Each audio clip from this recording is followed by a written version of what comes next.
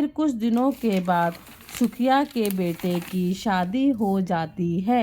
सुखिया की जो बहू थी वह भी बहुत संस्कारी थी। अपने पिता और पति का बहुत अच्छे से ध्यान रखती थी। लेकिन सुखिया का बेटा थोड़ा लालची हो गया था।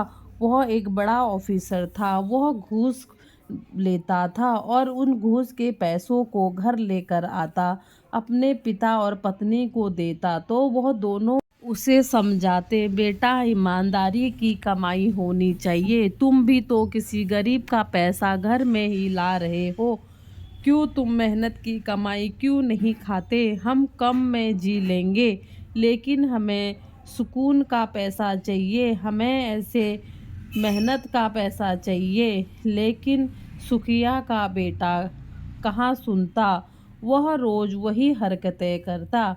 एक दिन उसकी बीवी ने समझाया, अगर पिताजी बोल रहे हैं तो तुम क्यों ऐसा काम कर रहे हो? तो सुखिया के बेटे ने अपनी ही पत्नी को गुस्से से डांट दिया। बोला, तुम मेरे काम में टांग मत अड़ाओ, तुम अपना काम करो। सुखिया यह बात सुन लेता है। दूसरे दिन फिर वो वही पैसा लेकर आया तो उसने अपनी पत्नी को दिया। पत्नी ने मना कर दिया। सुखिया आया, उसने बोला, बेटा अगर तुम्हारी यही हरकतें रहेंगी तो मैं तुम्हारे घर से चला जाऊंगा। सुखिया का बेटा बोला, तुम्हें जहाँ जाना है जाओ, लेकिन मैं यह काम करूँगा। हमने बहुत गरीबी देखी है, इससे हमारी सारी गरीबी मिट जाएगी। लेकिन सुखिया बोला, क्या फ़ायदा बेटा, ये भी तो किसी गरीब का ही पैसा है, तुम मत करो, हम कम में ही गुजारा कर लेंगे। तो वह नहीं माना। फिर सुखिया अपनी बहू के साथ घर छोड़ देता है। वह वहीं एक दूर से गांव में जाकर रहता है। वहीं पर एक झोपड़ी डालकर वह सुबह शाम मेहनत करता और शाम को खाना लेकर आता तो उसकी बहू खाना बनाती।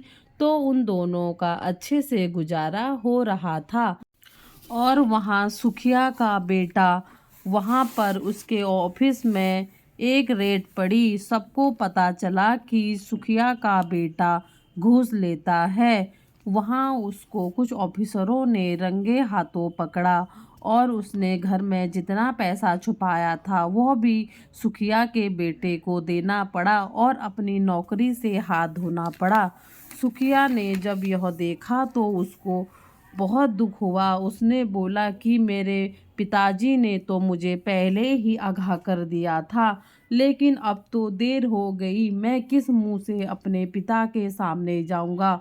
मुझे तो बहुत शर्म आ रही है। मेरे जैसे नालायक को मर ही जाना चाहिए।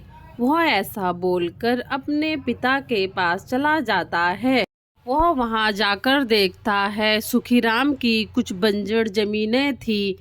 तो उस सेठ ने उन जमीन को बेच दिया था। उनसे अच्छी खासी रकम उस सेठ को मिली तो उसने वो सारा पैसा सुखीराम को दे दिया। बोला, तुम अपने लिए एक अच्छा सा घर बना लो और तुम्हारी जिंदगी भर की कमाई है ये, और ये जिंदगी भर का खाने के लिए हो जाएगा। सुखीराम ने जब यह सुना तो वो बहुत खुश हुआ और उसकी बहू भी। उतने में उसका बेटा आता है। आते ही वो अपने पिता के चरणों में गिर जाता है और बोलता है, पिताजी आपने ठीक ही बोला था, ईमानदारी की कमाई ही खानी चाहिए। मेरे को इतनी मुश्किलों से पाला था, मैंने आपका सब कुछ बर्बाद कर दिया। यह मेरे कर्मों की सजा है, जो मेरी जॉब भी मेरे हाथों से चली गई। यह सब सुनकर सुखीराम को दुख तो हुआ कि उसकी बेटे की जॉब चली गई, लेकिन उसको यह खुशी भी थी कि उसका बेटा गलत राह पर ना चलकर कि वह मेरे साथ रहने लग गया है। इसीलिए बोलते हैं दोस्तों, ईमानदार बनो, ईमानदारी ही काम आती है।